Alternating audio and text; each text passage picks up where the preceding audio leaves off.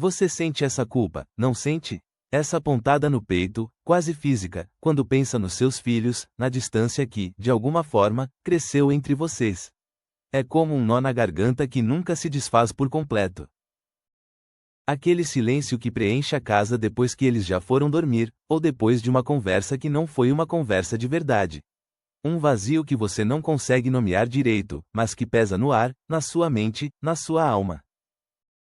E a vergonha de não ter sido o pai que você queria ser. De repetir padrões que você prometeu a si mesmo que quebraria, de ver seus próprios medos e ausências refletidos nos olhos deles.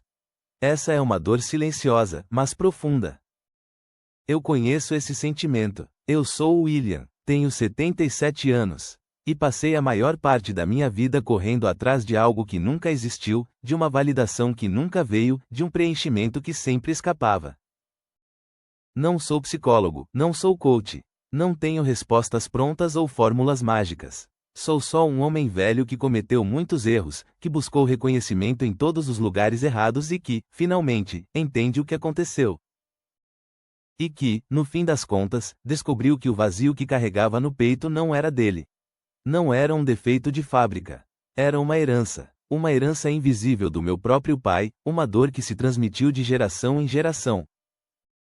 E é por isso que você está aqui, não é? Porque alguma coisa dentro de você, um pressentimento, uma sensação familiar, diz que essa história, por mais pessoal que seja, é a sua história também. Que você não está sozinho nessa. Nós todos fazemos isso. Nós corremos. Corremos atrás de diplomas, de cargos, de casas maiores, de carros mais caros.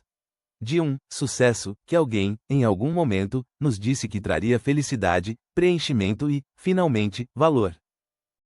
Achamos que se tivéssemos mais um título, mais um zero na conta, mais uma promoção, finalmente nos sentiríamos completos. Finalmente seríamos vistos. Finalmente seríamos suficientes, dignos de amor e reconhecimento. Mas a verdade é que, para muitos de nós, essa corrida não tem fim. É como tentar encher um balde furado com a água do mar. Não importa o quanto você jogue, o vazio nunca desaparece, a água sempre escorre pelas frestas. Eu vi isso acontecer comigo, com meus amigos, com meu próprio pai. E talvez, com você também. É uma dor sem nome, uma busca sem direção, uma inquietação constante que nos impede de encontrar a paz, mesmo quando alcançamos tudo. Quando eu era criança, meu pai era um homem de poucas palavras. E as poucas que ele dizia, eram sobre o que eu não tinha feito direito, o que eu precisava fazer melhor, ou como eu poderia ser mais homem.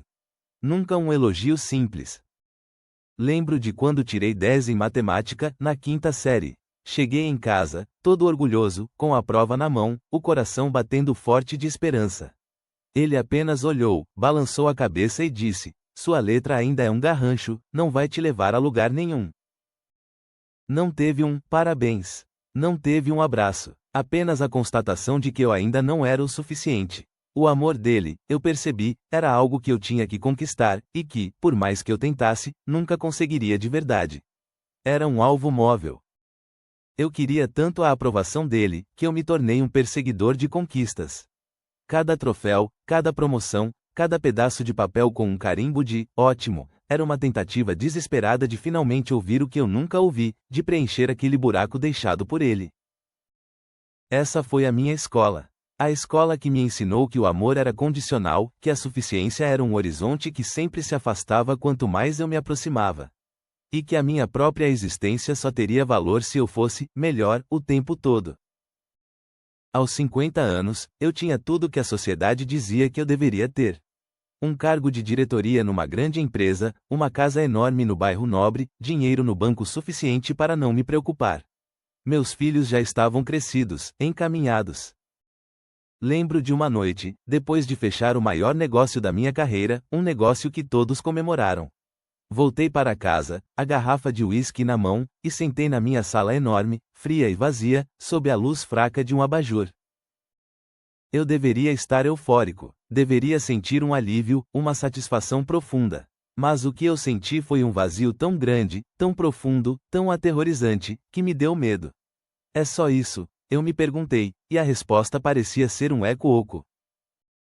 Naquele instante, percebi que eu tinha construído uma vida inteira em cima de uma mentira. A mentira de que o sucesso externo preencheria a falta interna. E não preencheu. Aquele buraco, herdado do meu pai, ainda estava ali, intacto. Esse mesmo padrão se repetiu nos meus relacionamentos. Eu achava que se eu fosse um bom provedor, um bom marido que não faltava com nada material, um pai que garantia o futuro dos filhos, isso seria o suficiente para o amor e a conexão. Mas eu estava ausente, presente fisicamente, talvez, na mesma sala, na mesma casa, mas a minha mente estava sempre no próximo projeto, na próxima meta, na próxima validação. Eu não estava ali de verdade, meu coração estava fechado, com medo. Meus filhos cresceram me vendo como alguém que trabalhava muito, que trazia coisas para casa, mas que estava sempre com a cabeça longe. Eu não sabia como estar presente, como oferecer um abraço sem motivo, como apenas ouvir. Não aprendi isso. A dor de ver neles a mesma busca incessante por algo que eu não soube dar, e que eles não sabem como nomear, é quase insuportável. É a herança que eu não queria passar, a repetição de um ciclo de vazio e ausência que me dilacerá. Tenho um amigo, o Carlos. Ele tem 65 anos e ainda está nesse ciclo. Acabou de comprar um barco novo, depois reformou uma casa de praia, e agora está investindo em outra empresa. Sempre ocupado, sempre preenchendo a agenda. Sempre correndo. Ele diz que está aproveitando a vida, que está realizado, mas eu vejo nos olhos dele a mesma inquietação que eu conheci tão bem. Nunca é o suficiente, nunca há um momento de quietude, de simples contentamento. Mas também conheço o João. Ele vendeu a empresa dele há 10 anos, uma empresa de médio porte, sem alarde. Hoje, ele passa as manhãs cuidando do jardim, as tardes com os netos e as noites lendo. Sem pressa, sem metas, sem a necessidade de provar algo. Ele não tem mais a ambição de antes, a corrida incessante por mais. Mas tem uma paz que o Carlos nunca vai encontrar na próxima compra. Ele está presente, ele está em paz consigo mesmo, com o mundo, com o tempo que passa. Ver o João me fez entender que liberdade não é ter mais, não é acumular. É precisar de menos, é desapegar. Suficiência não é o que os outros te dão ou o que você conquista, mas o que você reconhece em si mesmo, já presente, já completo. E presença, não é estar no mesmo cômodo ou na mesma foto. É estar ali, de corpo e alma, com o coração aberto, sem a necessidade de provar nada para ninguém, sem a mente divagando, apenas, sendo, com quem está ao seu lado. A solução externa nunca funcionou porque ela alimenta o mesmo mecanismo de busca que foi instalado em nós quando éramos crianças, por pais que também tinham suas próprias dores.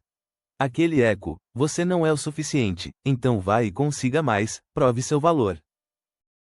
É uma voz na cabeça que diz que se você parar, se você olhar para dentro, vai encontrar um vazio ainda maior, um monstro, um abismo sem fundo. E por isso, você continua correndo, para fugir desse confronto, para evitar essa verdade. Mas o vazio não é um monstro. É apenas um espaço que foi deixado ali, aberto, por alguém que não soube preencher, que não soube amar de forma incondicional. E que você tentou preencher com todas as coisas erradas, que nunca caberiam ali. Você não precisa correr mais.